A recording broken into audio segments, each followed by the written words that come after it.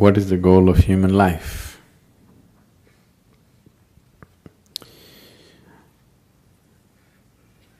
What is the purpose of human life? Or in other words, why life? That's a question. When it comes to life and existence, you never ask why. When it comes to fundamental existence, you never ask why. Because if you ask why, then I have to tell you a story. When I say a story, even if it's a real story, a real story, whatever I speak, if it is not in your experience, it is just a story. The only option that you have is either you believe me or you disbelieve me. Yes? If you believe me, it doesn't get you any closer to truth. If you disbelieve me, it doesn't get you at all. So, you never ask why. Right now, you're here with life. Why such a question has come? What is the goal of life? Because the process is not enough, isn't it? Yes? The process of life is not enough somehow. Suppose you were bursting with ecstasy every moment of your life, such a question would never come. What is the goal of life? Because to live is the goal of life. To live and to live totally. To live totally does not mean party every night. To live totally means when you are here, you must experience all aspects of life and go. Whatever this is, every aspect of what this is must come into your experience before you fall dead, isn't it so? Yes? This must happen, isn't it so, for every human being? Or do you want to just experience 10% of you and go away? You must experience what this life is totally, isn't it? Before you go, you must experience this. If you do experience that, then such questions will never arise in your mind because that's not the way existence is. Logically, your question is very correct. Okay, I'm living here, what is the goal of my life? If I tell you the goal of your life is you must attain to God, so we are making lots of assumptions, isn't it? We are making assumptions about various things which are not yet in our experience, isn't it? The moment you make assumptions about things which are not in your experience, you will become hallucinatory. 99% of the world's religion is hallucinatory, please see. Because you're assuming things that are not in your experience and working with that which you have assumed. The moment you give power to things that you have assumed, your mind will just fly off into all types of imagination and it'll be more real than real. So your imagination can be more real than real, isn't it so? You go and sit in a cinema, it is just two-dimensional, just play of light and sound. But its impact is much more than the life itself, isn't it so? Yes? You went and sat in an IMAX theater? Its impact is bigger than life, isn't it? But is it bigger than life? Do you think so? Is it really bigger than life? Not at all. It is just that imagination has such power. Imagination, thought, emotion, all these things are a way to pave the way. Now I have a thought, I want to go to New York. This paves the way. Once I say, I want to go to New York, now, okay, how to go, shall I buy the ticket, shall I walk it, what shall I do, shall I drive? It's paving the way. But if I sit here and go on thinking New York, I'll never make it. Thought is not a reality that takes you there. It only paves the way, it makes you willing, that's all. Yes?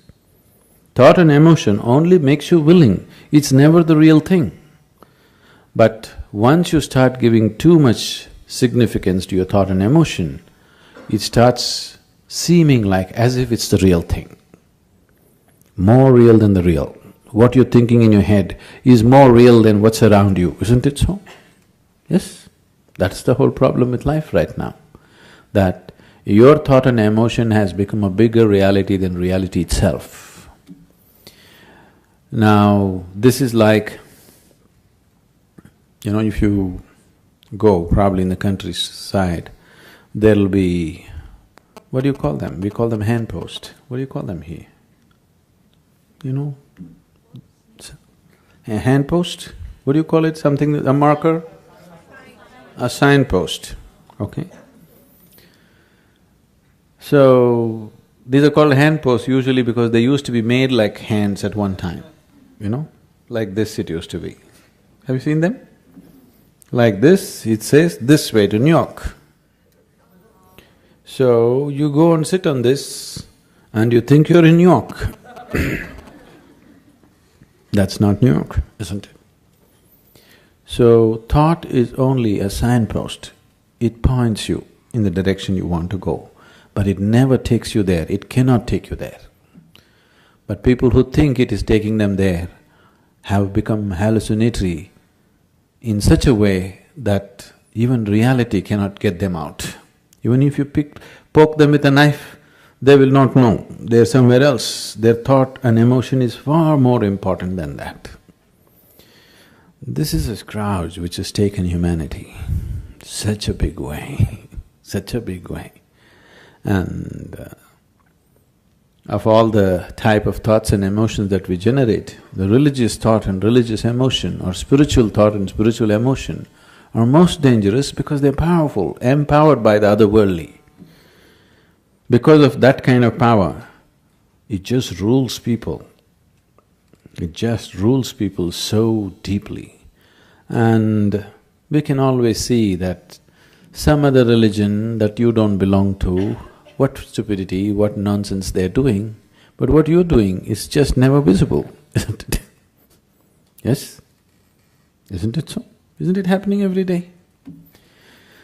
Because once the thought and emotion becomes powerful, you start believing it. Once you start believing something which is not yet in your experience, you are a dangerous human being. Because all the conflict on the planet, even today, what's happening, though people try to project it as it is good versus evil, though people are trying to project it as good versus evil, it is not about good and evil. It is always about one man's belief versus another man's belief, isn't it so? Always between one man's belief and another man's belief. Why can't we be sincere enough to simply see whatever we do not know as we do not know? What is the problem? This is the biggest human problem. They can't see that they don't know. They have to bullshit themselves all the time. And this is not a joke. This is a terrible tragedy on the planet, isn't it? This is not a joke, this is not a simple thing. It has cost phenomenally for human life on this planet, phenomenally, and still continuing to cost. But what we think and feel is so important, isn't it?